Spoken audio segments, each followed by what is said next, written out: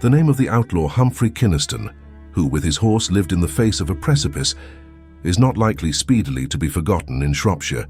His exploits during the happenings surrounding the War of the Roses are still matter of tradition, and the scenes of his adventures are yet pointed out. Wild Humphrey was the son of Sir Roger Kynaston and the Lady Elizabeth. He was the second son, and not expecting to succeed to the family estates, was given the constableship of the Castle of Middle, which had lapsed to the crown. He sadly neglected his duties and allowed the castle to fall into disrepair, almost into ruin. This was not altogether his own fault. The castle was of importance as guarding the marches against the Welsh, always ready to make raids into England. The office of constable was honorary rather than remunerative, a poor recompense for the services rendered by Sir Roger to the Yorkist cause. Humphrey was expected to keep up the castle out of his own resources, and he was without private means. It was true that with the accession of the House of Tudor, danger from the Welsh was less imminent, but Henry VII was a parsimonious monarch, careful mainly to recover for the exchequer, the sums of which it had been depleted in the Wars of the Roses. As Humphrey was short of money, he took to robbery. The Wars of the Roses had produced anarchy in the land, and every man's hand was against his fellow if that fellow had something of which he might be despoiled. The story is told that one day Wild Humphrey rode to the manor house of the Lloyds of Aston and requested a draught of wine.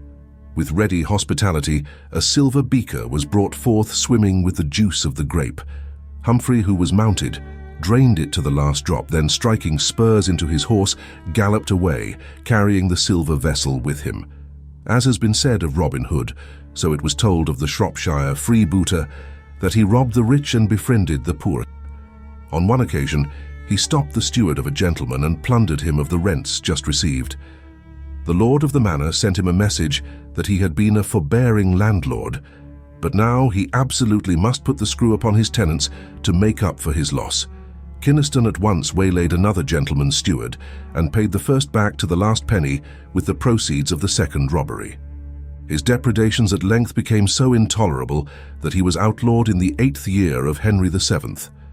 As this year began on the 22nd August 1490 and did not end till the 21st of August 1491, it is not quite certain in which year of our reckoning he was placed under ban.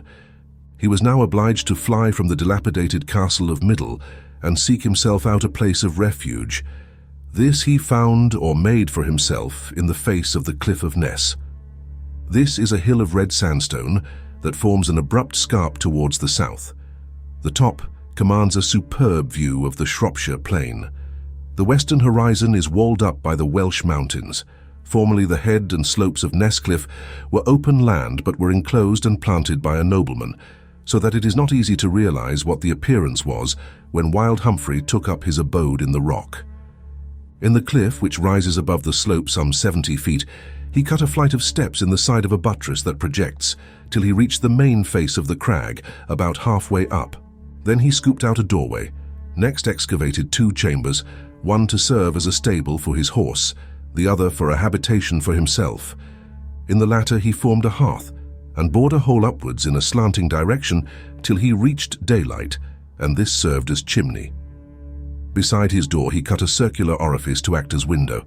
The doorway was closed by a stout door sustained in place by a massive bar, the socket holes to receive which remain.